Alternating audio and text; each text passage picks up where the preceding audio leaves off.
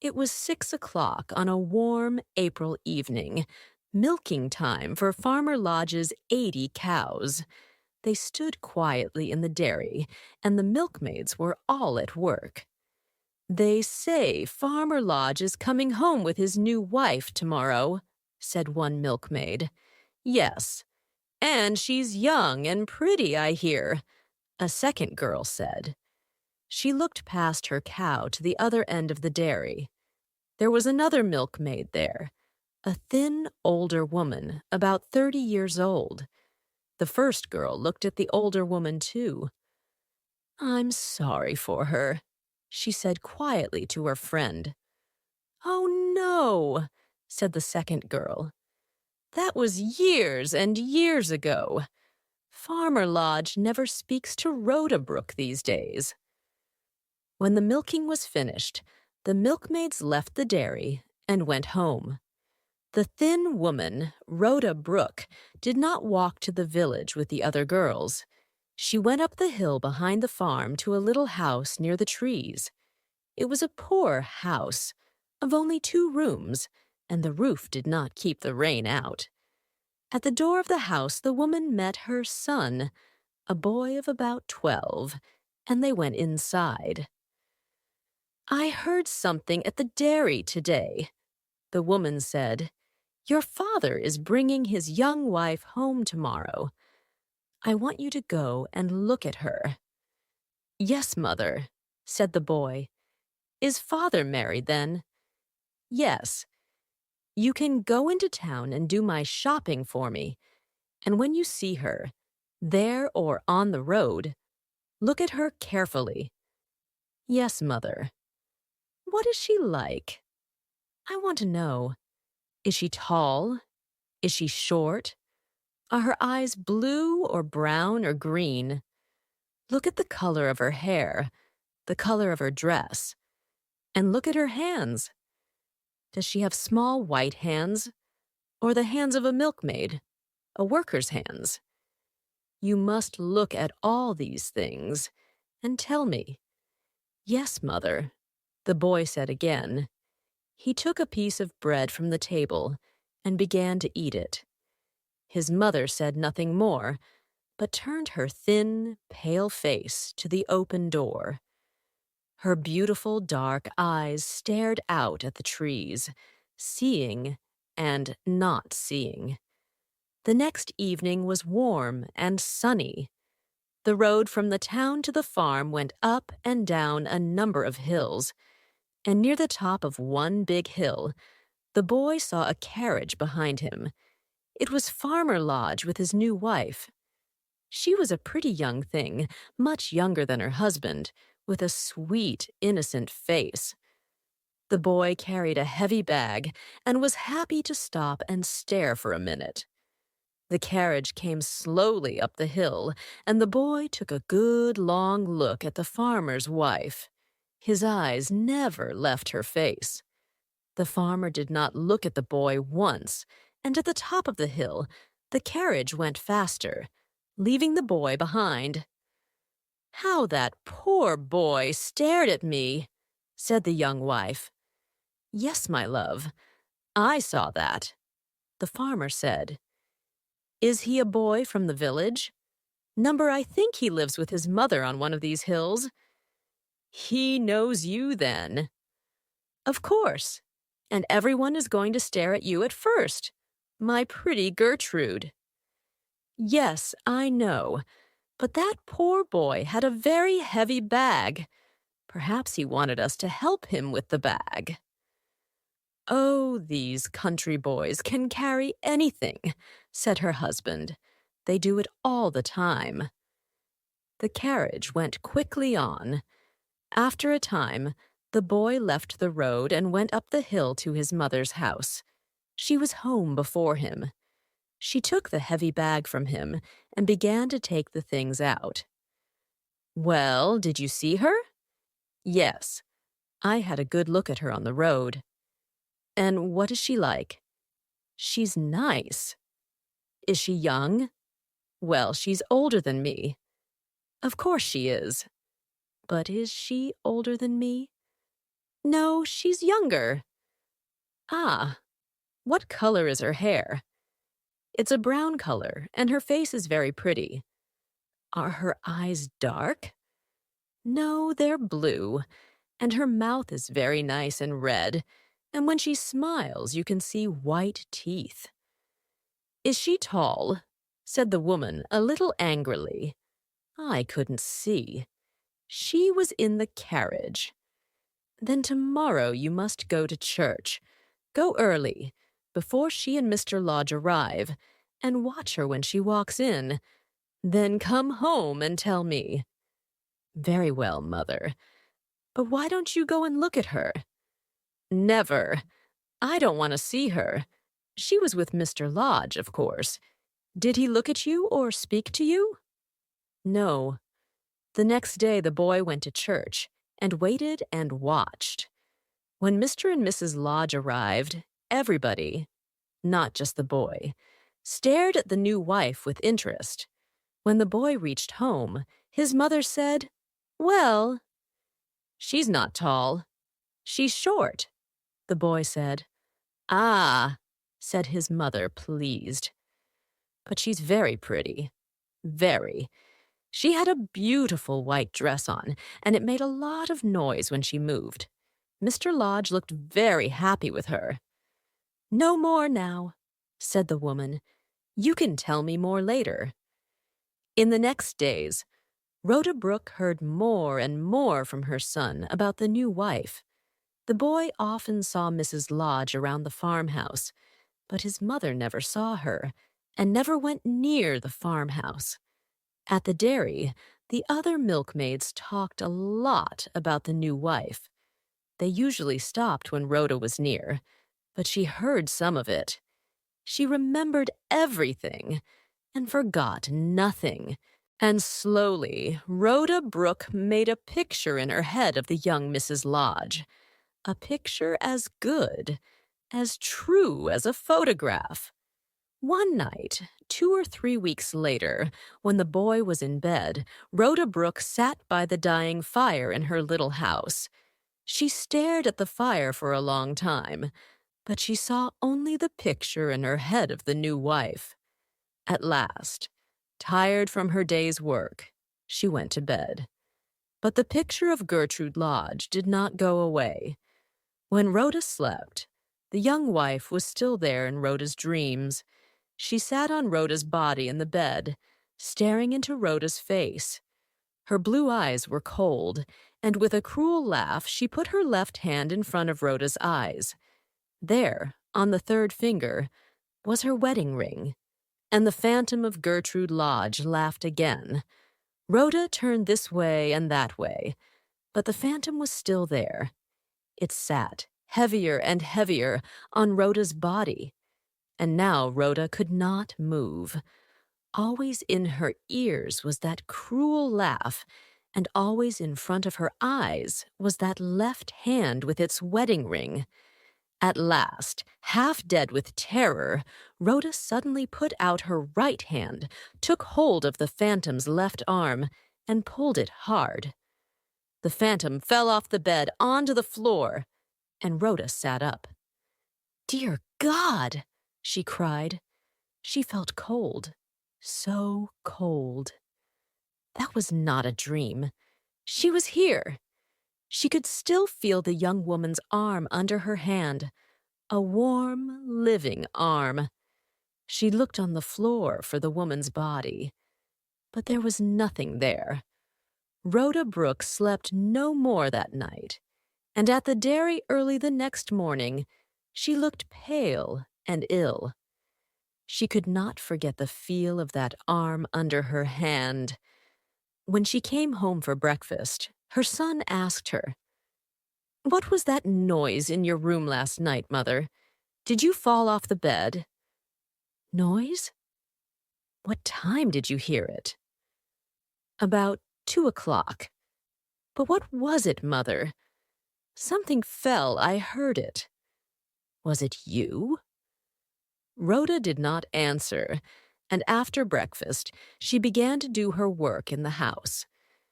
At about midday, she heard something and looked out of the window. At the bottom of the garden stood a woman, the woman from her dream. Rhoda stood still and stared. The boy came to look out of the window, too. "Oh, there's Mrs. Lodge," he said. "She told me." "Told you?" said his mother. She looked angry. "Why did you speak to her? I told you not to." "She spoke to me first. I met her in the road." "When was this?" "Yesterday." "What did you tell her?" "Nothing. She began to talk to me, and then she saw my old shoes. She said, 'Do they keep the rain out?' And I said, 'No, they don't. But Mother and I have no money for new shoes.' Then she said, 'I can give you some better shoes.' She's bringing them now, I think. Perhaps they're in her bag. She's very nice, Mother. She gives things to lots of people." By now, Mrs. Lodge was at the door. Rhoda wanted to run away, but there was no back door in her little house. So she waited, and the boy ran to open the door. "This is the right house, then," said Mrs. Lodge, smiling at the boy. "And this is your mother, is it?" The face and body were the same as those of the phantom in Rhoda's dream, but there was nothing cruel in this face. The blue eyes were warm, and the smile was sweet and kind. The young woman took the shoes out of her bag and gave them to the boy. She smiled and talked in a warm and friendly way. "How kind she is," thought Rhoda. "How young and sweet and innocent. Why did I have that bad dream about her? She's a friend, not an enemy." 2 days later, Mrs. Lodge came again with a new shirt for the boy, and 12 days after that, she visited Rhoda a third time. The boy was out that day. "I like walking up here on the hill," Mrs. Lodge told Rhoda. "And your house is the only one up here." They talked about the weather and the village. Then Mrs. Lodge got up to leave. "Are you well, Rhoda?" she asked. "You look pale." "Oh, I'm always pale," said Rhoda. "But what about you, Mrs. Lodge? Are you well?" "Yes, I am, but there is something. It's nothing very bad, but I don't understand it." She uncovered her left hand and arm. There were marks on the arm, yellowy brown marks, like marks made by fingers. Rhoda stared at them. "How did it happen?" she asked. "I don't know," said Mrs. Lodge. "One night when I was in bed, I had a dream. And then, suddenly, my arm hurt very badly. Perhaps I hit it on something in the daytime, but I don't remember it." She laughed. "My dear husband says it's nothing very much, and he's right, of course." "Yes." "Which night was that?" said Rhoda. Mrs. Lodge thought for a moment. "It was 2 weeks ago today. It was 2 o'clock in the night. I remember, because I heard the clock. It was the same night, the same hour, as Rhoda's dream of the phantom." Rhoda remembered the terror of it and felt cold. "How can this be?" she thought, when Mrs. Lodge left. "Did I do that? But why? She is innocent and kind. I don't want to hurt her. And how can a thing like that happen? Only witches can do things like that." The days went past, and Rhoda Brooke was afraid to meet Mrs. Lodge again. She liked her and did not want to remember the strange dream or the strange marks on the young wife's arm, but she could not stop thinking about them. One day they met on the road from the village. They began to talk, and after a minute or two, Rhoda said, "How is your arm, Mrs. Lodge? Is it better now?" "No, it isn't. It's worse than before. Sometimes it hurts very badly." "What does the doctor say about it?" asked Rhoda. "He doesn't understand it. He just says, 'Put the arm in hot water for 5 minutes twice a day.' Well, I do that, but it doesn't help." "Can I look at your arm?" asked Rhoda. Once again, the younger woman uncovered her arm, and Rhoda stared at it. The arm was thinner and a little withered, and the marks looked more and more like marks made by fingers. Rhoda remembered her dream and the feel of the arm under her hand, in just the same place. "It looks like the marks of fingers," Gertrude Lodge said. She tried to laugh. "My husband says they are a witch's marks. A witch put her hand on my arm, he says, and it's killing the flesh." "No, no," said Rhoda quickly. She felt cold and afraid. "Don't listen to those old stories." The young wife's face was unhappy. "No, but, you see, I think he begins to love me less, because of these marks on my arm. Men always like their wives to be pretty, don't they?" "Some men do," said Rhoda, "but don't show him the arm. Cover it all the time and then he can't see it." "Ah, but he knows the marks are there." Gertrude looked away, but Rhoda could see the tears in her eyes. "I hope your arm is better soon, Mrs. Lodge," she said quietly. She said goodbye and began to walk home. She felt sorry for the poor, innocent young wife and did not want to hurt her, but she did not feel sorry for the husband. She walked home, thinking about him. "So, Farmer Lodge," she thought, "you loved me once, but then you left me and did nothing to help me. You wanted a new, younger, and prettier woman for your wife. But she is not so pretty now, is she?" The next day, Rhoda walked home from the dairy after evening milking at the usual time. She was nearly at her house when she saw Gertrude Lodge behind her. Rhoda went down the hill to meet her. "Oh, Rhoda!" called Gertrude. "I wanted to see you, to ask you." Her face was pale and worried, and she held her left arm with her other hand. "Somebody told me," she said, "about a man at Egdon Heath. They don't know his name, but they say he is a famous wise man and can help people with things like this." She looked down at her left arm and then looked at Rhoda with hope in her eyes. "They say you know about him, this wise man. Do you know his name?" "Perhaps they mean Mr. Trendle," Rhoda said slowly. She felt ill. This man Trendle, people said, could do many strange things. He could understand dreams. He could drive phantoms out of houses. He could stop the work of witches. "I am not a witch," she thought. "I am not. I do not believe in these things." Gertrude watched her. "You know him," she said. "I can see it in your face. Of course, I don't believe in wise men. What can they do? But, well, I can just go and see him. Is it far to his house?"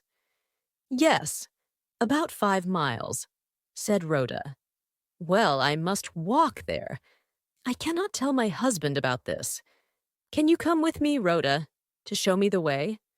Perhaps tomorrow afternoon?" "Oh, no, it's—" Rhoda began. "Please," said Gertrude. And in the end, Rhoda could not say no. Mrs. Lodge was good and kind, and she needed a friend's help. But perhaps a wise man could see into people's dreams. Rhoda did not want to meet this man Trendle, and she was afraid. The next afternoon, she met Gertrude by the trees near her house, and they began the long walk across the hills to Egdon Heath. It was a cold day, and the sky above the hills was dark and unfriendly. They found Mr. Trendle's house outside the village. He was at home when they arrived. He was an old man with gray hair, and he looked long and hard at Rhoda when he saw her. Mrs. Lodge told him about her arm, and he looked at it carefully. "No, doctors can't do anything for this," he said. "This is the work of an enemy." Rhoda moved away a little. "An enemy? What enemy?" asked Mrs. Lodge. "I don't know," said the wise man, looking at her. "But perhaps you do. I can show the person to you. Do you want me to do that?" "Yes," said Gertrude. "Yes, please show me." Mr. Trendle took Gertrude into another room, but the door was open, and Rhoda could see into the room. The wise man took an egg and did something to it. Then he put a glass of water on the table and carefully broke the egg open. The white of the egg went down into the water, changing to a milky white color and moving slowly round and round. He put the glass in front of Gertrude. "Look down into the water," he said. "Look for a face." Gertrude stared down into the water. "Do you see a face?" the wise man asked quietly. Gertrude whispered something, but Rhoda could not hear. She turned away from the door. When Mrs. Lodge came out, her face was pale, paler than Rhoda's. Mr. Trendle closed the door behind her, and the two women began to walk home. But things were not the same between them. Did he ask for money?" Rhoda said quietly. "Oh, no, nothing. He did not want a penny," said Gertrude. "And what did you see?" asked Rhoda. "Nothing. I don't want to speak about it." Gertrude did not look at Rhoda. Her pretty young face looked 10 years older and was now more like the face of the phantom in Rhoda's dream. They did not speak for a long time. Then Gertrude said suddenly, "Did you want me to come here and see this wise man? How strange of you." "No, I didn't. But now I am not sorry we came." For the first time since her dream, Rhoda felt a little pleased. Life was cruel, she thought, and Gertrude Lodge must learn that lesson too. On the long walk home, they did not speak again about their visit to the wise man, but other people did, and whispered stories about it in all the farms and dairies. Mrs. Lodge could no longer use her withered arm to do anything, and people began to put the word witch in front of the name Rhoda Brooke. Rhoda said nothing to anybody about the phantom of her dream, but her face got thinner and paler. And in the spring, she and her boy left their house and went away into the hills in the west. 6 years went past, and Mr. and Mrs. Lodge's married life was not happy. The farmer said little and did not often smile. His wife had a withered arm, and there were no children to call him father, and to run laughing around the farmhouse. He thought of Rhoda Brooke and her son, his son, but that was the past, and he could not change it now. Gertrude Lodge was a different woman, too. She was only 25, but she looked older. Once a happy, smiling woman, she was now sad and worried all the time. She loved her husband, but he no longer loved her, and she knew it. 6 years of married life, and only a few months of love, she sometimes whispered. Her left arm was no better. She tried one thing after another, but nothing helped it. Some of the things were a little strange, and her husband did not like them. "You think too much about your arm," he said. "You need somebody to talk to, somebody to be around the house." At one time, there was a boy. I wanted him to come and live with us, but he is too old now. And he went away. I don't know where. Gertrude knew about this boy now, and all of Rhoda Brooke's story, but she and her husband never spoke about it. And she never said anything to him about her visit to the wise man of Egdon Heath or about the face in the glass. She wanted so much to find a cure for her arm. "My husband cannot love me because of this arm," she thought. "So I must find a cure for it. I must. The wise man helped me before. Perhaps he can help me again." So one day she walked to Egdon Heath. She did not know the way, but at last she found the house. "You can send away other things, I know," she said to Trendle. "Hair on women's faces and things like that. Why can't you send this away?" She uncovered her poor, withered arm. "No, I'm sorry, but I can't help you," said Trendle. "Your arm is withered because of a curse. It's not easy to find a cure for that." "Is there no cure anywhere?" asked Gertrude sadly. "There is one thing." Trendle began slowly. "But it's not easy for a woman to do." "Oh, tell me," said Gertrude. "Please." "You must put the withered arm on the neck of a hanged man. You must do it before he's cold, just after they take his body down." Gertrude's face was pale. "How can that do good?"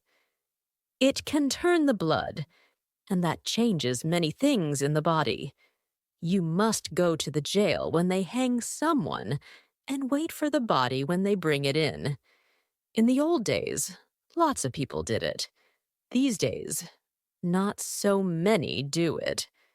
But it is still the best cure for a curse." Back at home, Gertrude thought about this for a long time. She tried to forget it, but she couldn't. She wanted to be pretty again. She wanted her husband to love her again. Yes, she must try this cure. She must. "But how do I do it?" she thought. "Where's the nearest jail? How can I get there? How often do they hang people? And when there is a hanging, how can I learn about it before it happens?" So many questions. There was no one to help her, but slowly she began to find the answers. She asked careful questions in the village, because country people always know everything. One old man was very helpful. "The nearest jail is at Casterbridge, 15 miles away," he told Gertrude. "They have trials there every 3 months, and there's usually a hanging after the trials. Some poor man or boy takes a cow or a sheep, or just some bread, and they hang him for it. Lots of people go to watch the hangings. I don't know why. The next trials were in July," Gertrude learned. She asked her husband about them, but Lodge said very little.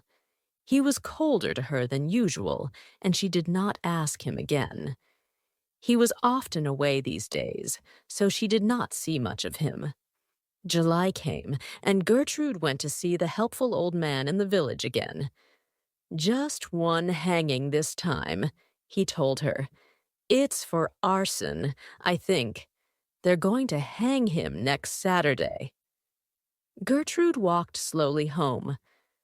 "I cannot tell my husband about this. This cure," she thought.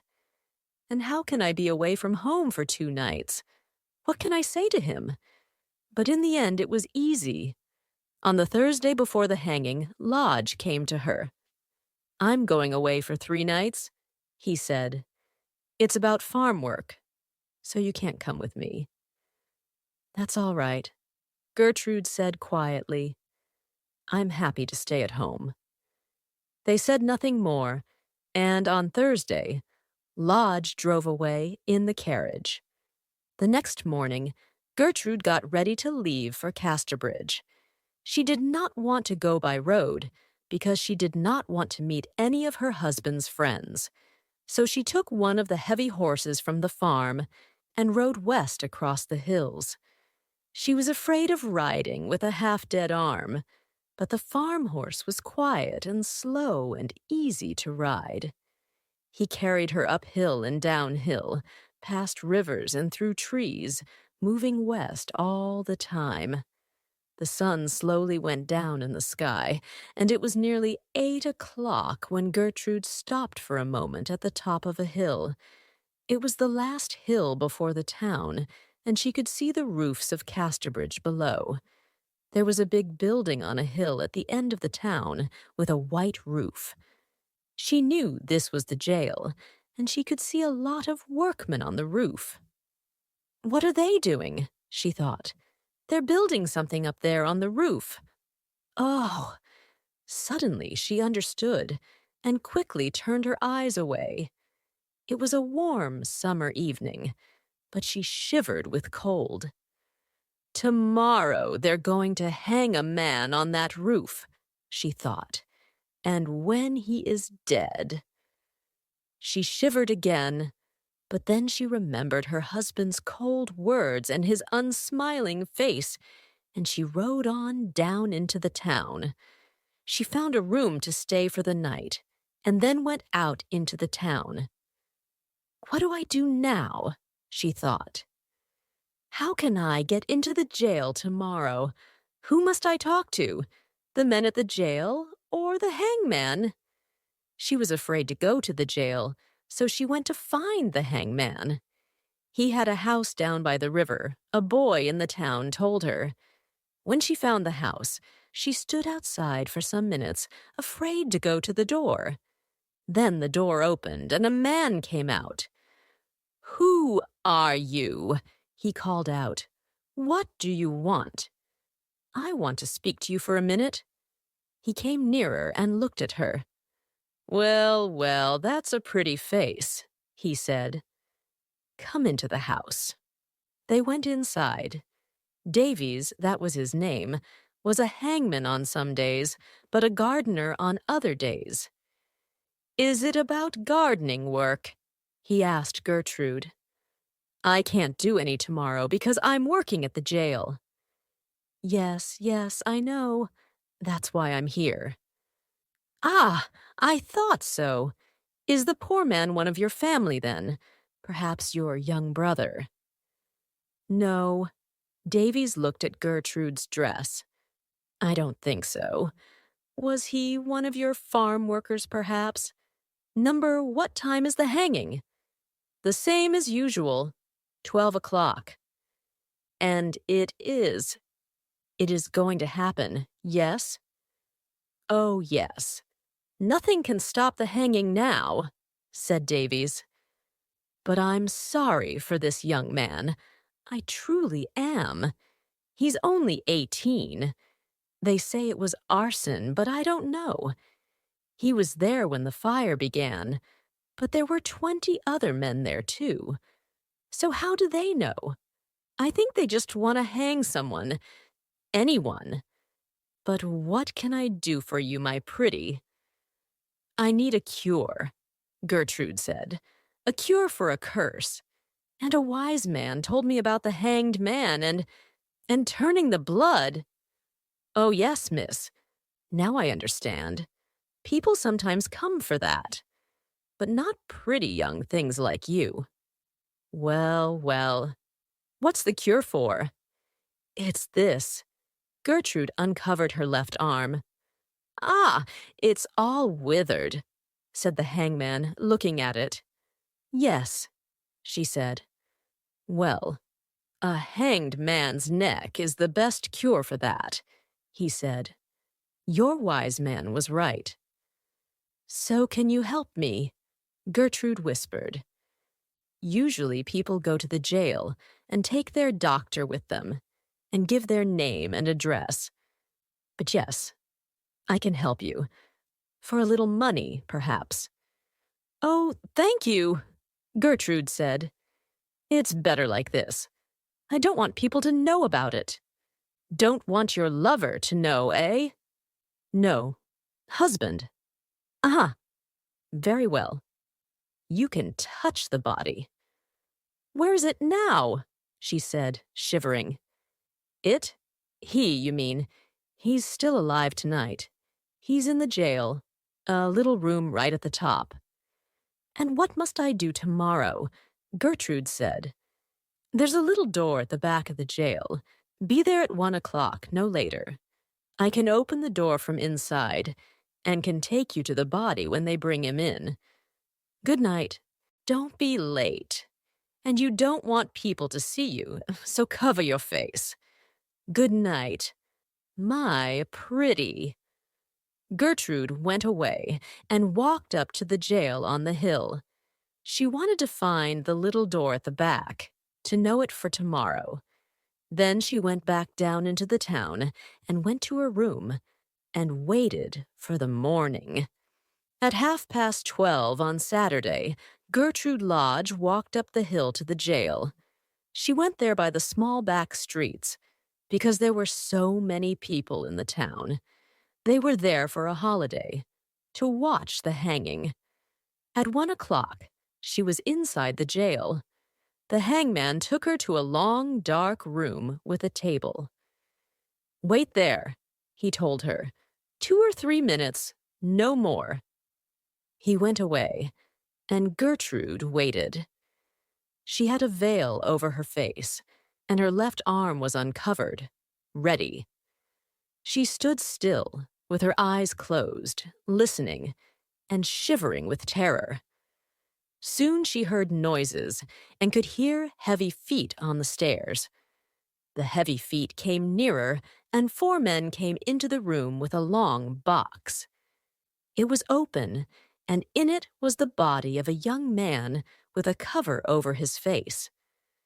The men put the box down on the table. "Now," said a voice in Gertrude's ear, "now." But the young woman was half dead with terror, and at first she could not move.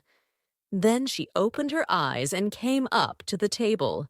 She could hear other noises outside the room. There were more people coming. Davies the hangman was by her side.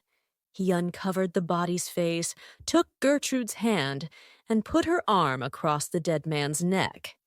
Gertrude screamed, and at once there was a second scream, a woman's scream, but not Gertrude's. Gertrude turned round.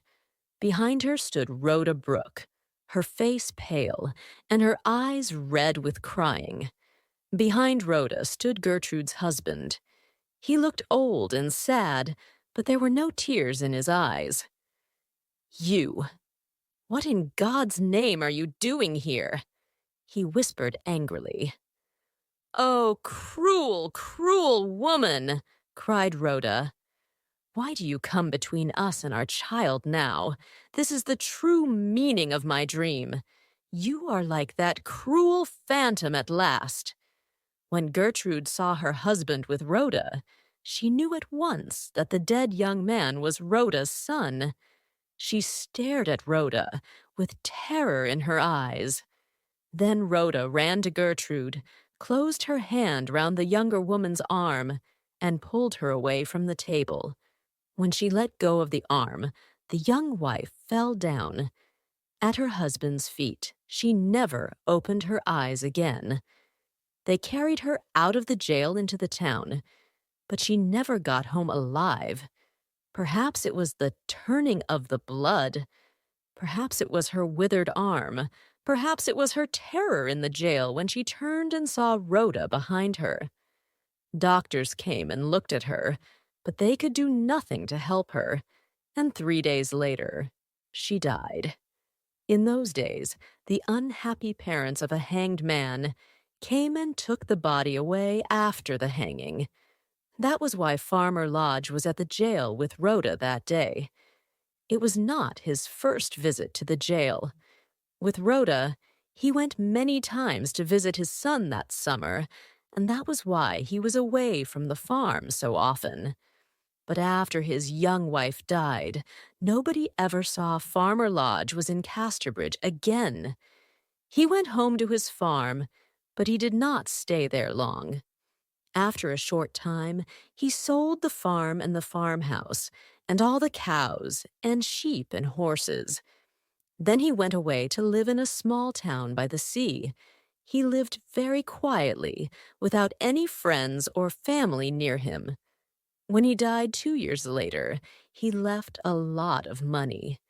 Most of it went to a home for poor boys, but there was money for Rhoda Brooke, too. For some time, nobody could find Rhoda. Then, one day, she came back to her old house near the dairy.